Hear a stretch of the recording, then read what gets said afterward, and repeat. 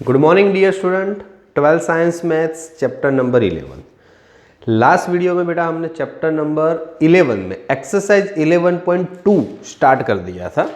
आपको अभी भी वापस एक बार बता दूं बेटा, इक्वेशन अच्छे से बेटा रेडी करने हैं। जब तक इक्वेशन सही नहीं होगा तब तक एग्जाम्पल में कोई कॉन्फिडेंस नहीं आएगा, मज़ा नहीं आएगी। ओके चलो, तो लास्ट जहाँ से एग्जाम्पल स्टॉप किया था वहाँ से कंटिन्यू करते हुए नंबर 6 तक हमने कंप्लीट किया था। 7 से अभी उसी मेथड है, अभी तक कोई ज़्यादा चेंजेस नहीं है, पर थोड़ा माइनर क्वेश्चन के अंदर चेंजेस है। Cartesian equation of a line, line का कार्टेशियन इक्वेशन हमको दिया हुआ है। ओके, और उसका वेक्टर फॉर्म लिखना है। क्या करना है? वेक्टर फॉर्म लिखना है। तो व्हाट इज कार्टेशियन इक्वेशन? तो number 7, x-5/3 y + 4/7 is equal to z - 6/2. This is the Cartesian equation, and then after write down the vector equation. तो so simple, कार्टेशियन इक्वेशन में से वेक्टर फॉर्म में जाना है तो दो चीज होती है।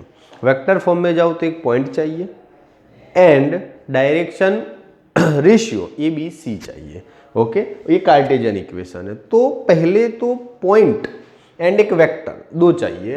तो पॉइंट कहाँ से मिलेगा? तो मैंने पहले ही बताया था, उसका standard equation x - x1a y - y1b and z - z1c, उसके साथ कंपैरिजन करो तो माइनस माइनस रेडी है तो हमारा x1 5, माइनस है इधर प्लस है तो y1 -4 साइन चेंज हो जाएगी, माइनस माइनस दोनों है तो z1 = 6।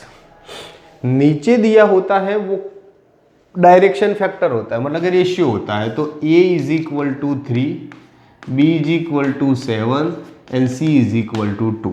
ये ABC है। ओके, वो हमको इस फॉर्म में मिल गए। चलो देन आफ्टर चलो a और b दोनों हमको मिल गए, तो b हमारा मतलब कि दूसरा जो नीचे ABC के फॉर्म में आया 3, 7 एंड 2, तो उससे हमारा मतलब कि वेक्टर b, ये x1 y1 z1, वो वेक्टर a बनेगा 5i - 4j + 6k, and vector b कौन बनेगा? तो 3i 7j and 2k।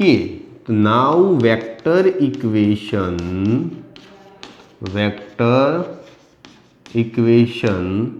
R = a + λb। Okay, तो ये हमारा 5i 4j 6k plus λb, तो 3i 7j + 2k। Okay, this is the answer. समझ में आ गया? तो कार्टेशियन इक्वेशन के ऊपर से हमने वेक्टर x1 y1 z1 ढूंढ के वेक्टर a बनाया, ABC ढूंढ के वेक्टर b बनाया, वो दोनों रख के वेक्टर इक्वेशन ढूंढ लिया। Number 8 and 9 almost same. क्या स्टार्टअप है? Find the vector and Cartesian equation both, दोनों ढूंढने हैं, of the line that passing through the origin and. 2 point की बात आई, अब तक 1 पॉइंट एंड एक वेक्टर था, अभी कितने पॉइंट की बात आई? 2 पॉइंट्स की, और 2 पॉइंट्स में ओरिजिन एंड। तो नंबर 8 में दो चीज है हमारे पास। क्या है? दो चीज। ओरिजिन, तो हम ओरिजिन को भी ए के फॉर्म में रिप्रेजेंट करेंगे और जो दूसरा है उसको बी के फॉर्म में, तो थोड़ा कंफर्मेशन हो जाए। तो point A origin 0 0 0, point B हमको पॉइंट मतलब कि दिया हुआ है 5 - 2 3, 5 - 2 3। चलो ए में से वेक्टर बनाना है तो भी हमारा बन जाएगा OA 0i 0j 0k, and OB वो भी बन जाएगा हमारा 5i - 2j + 3k। चलो OA OB दोनों रेडी, जस्ट हमारी इंफॉर्मेशन के लिए बनाए, उसका कुछ उतना ज़्यादा इमरजेंसी और कॉम्प्लिकेशन है नहीं। चलो आगे की बात करते हैं, कंटिन्यू। तो 2 पॉइंट हो बेटा, तब वेक्टर इक्वेशन हमारा क्या बनेगा? क्या बोला है, वेक्टर इक्वेशन हमारा क्या बनेगा और कार्टेशियन इक्वेशन भी क्या बनेगा, दोनों का अलग अलग हमने इक्वेशन सीखा हुआ है। ओके, तो वेक्टर इक्वेशन 2 पॉइंट्स के लिए हमारा ऐसा है, पहले लिखता हूं तो पता चले, r is equal to A plus lambda B minus A. Yes और नो, जब दो वेक्टर हो तब, दो पॉइंट हो तो दो वेक्टर बनेंगे, तो डालो वैल्यू ए, तो हमारा क्या है बेटा 0 0 0 लिखने की जरूरत ही नहीं है। फिर लेमडा बी माइनस ए, 5 में से 0 तो 5i, 2j में से 0 तो 2j, 3k में से 0 तो 3k। ये हमारा इक्वेशन, क्योंकि आगे तो 0 0 0 था तो वो वाला पोर्शन तो हमारा निकल ही गया। ओके, तो ये हमारा vector r is equal to, ये फॉर्म में हमारा आंसर आ गया। वेक्टर इक्वेशन खत्म। फिर कार्टेशियन इक्वेशन,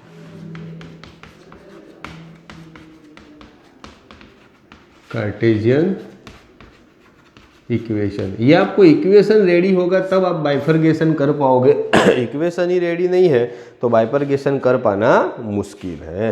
चलो, 2 पॉइंट के लिए हमारा कार्टेशियन इक्वेशन क्या है, तो ऐसा है x माइनस एक्स, लिखता हूँ पहले, x minus x1, x2 minus x1, y minus y1, y2 minus y1, z minus z1, z2 minus z1। अगर आप समझो ना तो बात एक ही है, 2 पॉइंट है इसीलिए नीचे जो ABC आता था ना, ऊपर वाली बात तो सेम है। एक सिंगल पॉइंट हो तो आप ऐसे समझ लेते हो जो तुम्हारा दूसरा जो वेक्टर है वही तुम्हारा ABC है, बाकी वो ABC का ही इक्वेशन है। डायरेक्शन रेशियो का इक्वेशन ए का क्या, x2 minus x1, y2 minus y1, z2 minus z1। तो वैसे दोनों इक्वेशन क्या है, नहीं सेम है, पर यहाँ पे एक ही पॉइंट होता था तो सीधा ABC आ जाता था, दूसरा पॉइंट है नहीं।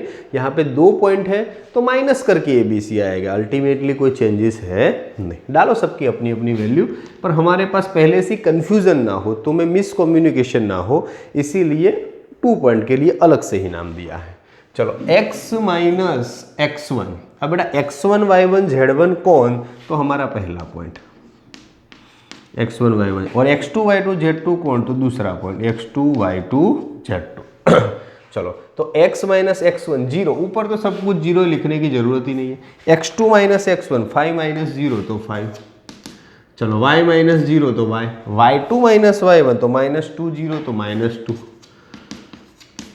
z2 माइनस z1 तो 3 minus 0 that means 3, x by 5, y minus 2 and z by 3। This is the answer. है सिंपल, बस थोड़ा स्टार्टअप में ध्यान रखना है, उसके बाद तो बिल्कुल इजी। सेम वे बेटा नंबर 9 है, यहाँ पे 0 था इसलिए थोड़ी कैलकुलेशन कम हुई। ओके, पर दूसरे क्वेश्चन में 0 नहीं है, वो कुछ न्यूमेरिकल वैल्यू है। Find the vector and Cartesian equation of the line passes through the point, तो 2 पॉइंट है, 3 minus 2 minus 5 point A, 3 minus 2 minus 5 and B, तो 3 माइनस 2 6, 3 माइनस 2 6, वही पुरानी बात, x1 y1 z1, x2 y2 z2। अब तो आपको ऐसे वेक्टर बनाना भी आता है तो अलग से बनाने की ज़रूरत नहीं है। वेक्टर इक्वेशन, तो vector equation r is equal to A plus lambda B, तो व्हाट इज ए, डायरेक्ट बना दो, 3i minus 2j minus 5k plus lambda B minus A, दोनों का क्या करना है, माइनस करना है, लेमडा बी माइनस ए। तो कर देते हैं, तो 3 माइनस 3 0, ओके, तो लेमडा 0i, फिर 0j minus 2 0, 6 minus minus plus 5 तो 11k। तो आप शॉर्ट में इतना लिखो तो भी चलेगा, 3i minus 2j minus 5k plus lambda 11k, इतना लिखो तो भी कोई प्रॉब्लम नहीं, बस इतना ही आंसर है, ज़्यादा कुछ है नहीं। तो ये हमारा वेक्टर इक्वेशन हो गया। क्या हो गया, वेक्टर इक्वेशन। वेक्टर के बाद कार्टेशियन इक्वेशन, कार्टेशियन इक्वेशन, तो कार्टेशियन इक्वेशन वही वाला equation, x minus x1 upon x2 minus x1 y minus y1 upon y2 minus y1 और z minus z1 upon z2 minus z1। चलो डालो value, तो x minus x1 3, नीचे x2 minus x1 तो कर दो 3 माइनस 3 0, y क्या है y माइनस y1 तो minus minus plus 2 again 0, z minus z1 तो माइनस माइनस प्लस 5 और नीचे z2 माइनस z1 तो 6 प्लस 5 11। ये हमारा क्या हो गया, कार्टेशियन इक्वेशन। तो बोलो 2 पॉइंट वाला रेडी, सिंगल पॉइंट वाला तो ऑलरेडी कल सम देखे थे 2-3 और आज भी एक सम दिखा हमने, ओके। और उसके बाद मतलब कि 2 पॉइंट्स वाला के 2 पॉइंट्स हो हमारे पास, तो वेक्टर और कार्टेशियन दोनों मांगे थे, तो दोनों की प्रैक्टिस अच्छे से हो गई। हमारे सिलेबस के टॉपिक में 2 लाइन के बीच का एंगल निकाल दिया है, 2 लाइन के बीच में से एंगल निकाल दिया है, तो नंबर 10 एंड नंबर 11 दोनों कैंसिल है क्योंकि वो 2 लाइन के बीच के एंगल का है, तो अभी वो कैंसिल कर दो, टॉपिक है नहीं तो उसके रिलेटेड सोचना नहीं है।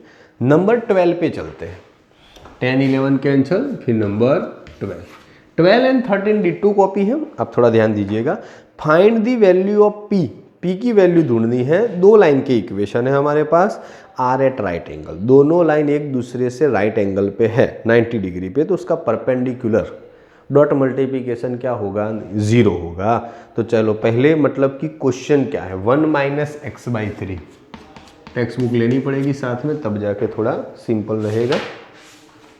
चलो 1 minus x by 3, 7y is equal to 7y minus 14 2p, z minus 3 by 2, okay. और सेम थिंग दूसरा है हमारे पास,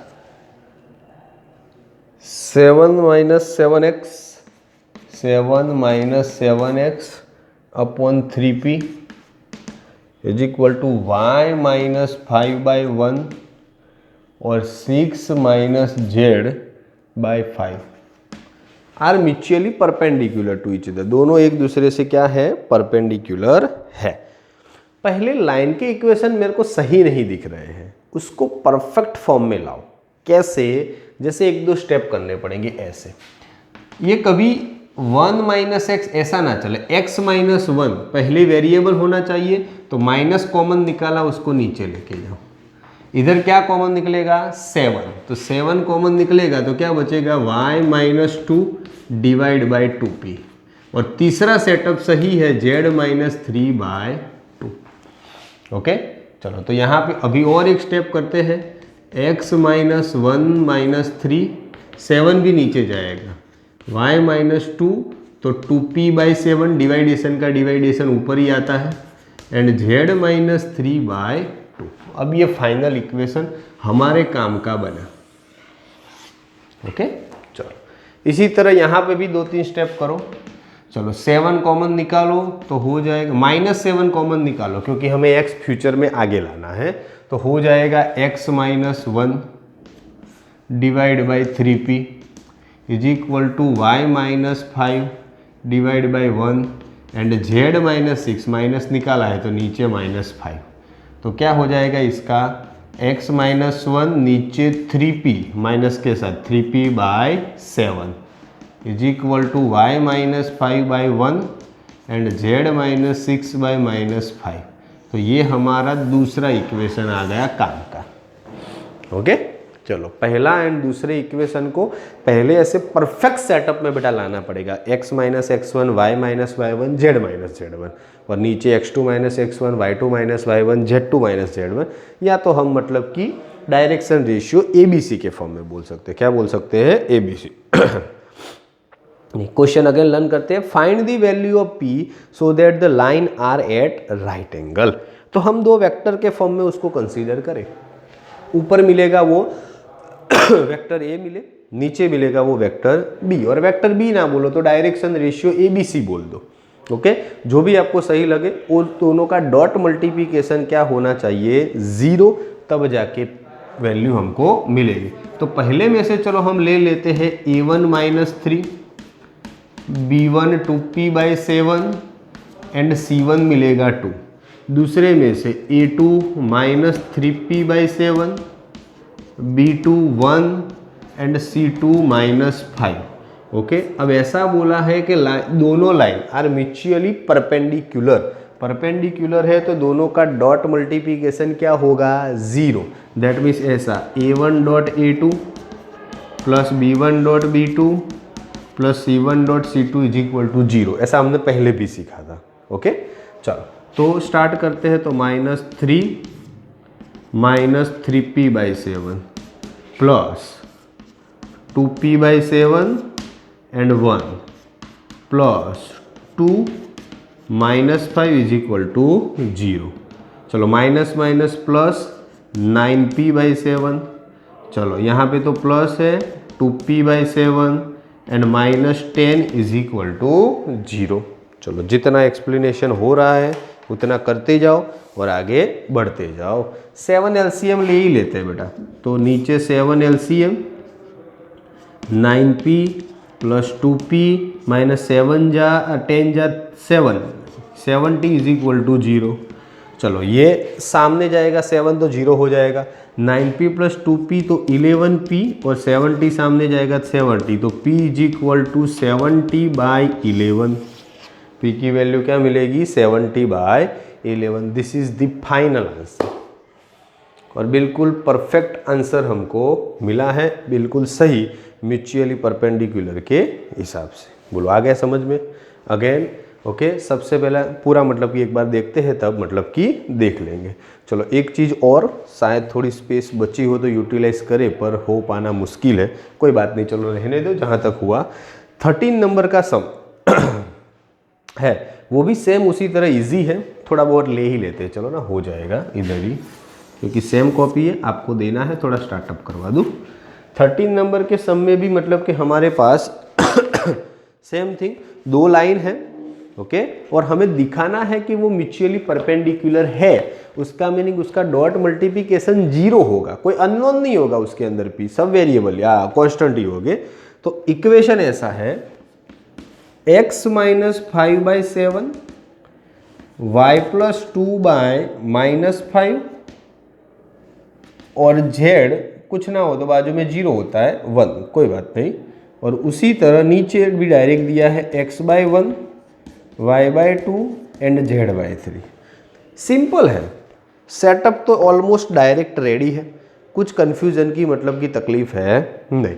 इधर प्लस माइनस हो इसका टेंशन नहीं, वो तो मतलब कि ऊपर वाले पॉइंट की वैल्यू प्लस माइनस हो सकती है। ओके, ऊपर हमारे पास सब कुछ माइनस था पर जरूरी नहीं है कि माइनस हो। तो पहली लाइन में से हमारे पास तो इतना ही चाहिए कि भाई वेरिएबल आगे। तो बोलो हमारा A1 7, B1 -5 and C1 1, A2 1, B2 2 and C2 3। बाजू में कुछ नहीं है, दैट मीन्स 0 0 0 होगा। x minus x1 0। चलो अब हमारी वही कैलकुलेशन A1 डॉट A2 करा ही देता हूँ, छोटा है। B1 dot B2 and C1 dot C2 एक साथ ही करो। 7 जा 1 तो 7, -5 जा 2 तो -10, 3 जा 1 तो +3, तो ऑल ओवर 0। तो हो गया परपेंडिकुलर, क्योंकि हमें दिखाना था परपेंडिकुलर है तो परपेंडिकुलर में आंसर 0 आना चाहिए। ओके, तो आप समझ गए कंडीशन को। नीचे जो ABC हमको मिलता है बेटा, ओके, वो ऊपर के ऊपर डिपेंड रहता है, पर ऊपर पहले वेरिएबल दूसरा कांस्टेंट होना चाहिए। दूसरा कांस्टेंट प्लस माइनस कुछ भी हो, प्लस हो तो उसका मीनिंग उसका पॉइंट y1 -2 होगा, तो माइनस माइनस प्लस हो गया। वो नीचे से इफेक्ट नहीं करेगा, पर वेरिएबल पीछे ना होना चाहिए। क्या ना होना चाहिए? पीछे। वो इंपॉर्टेंट थिंग है, वो थोड़ा अच्छे से ध्यान रखना है।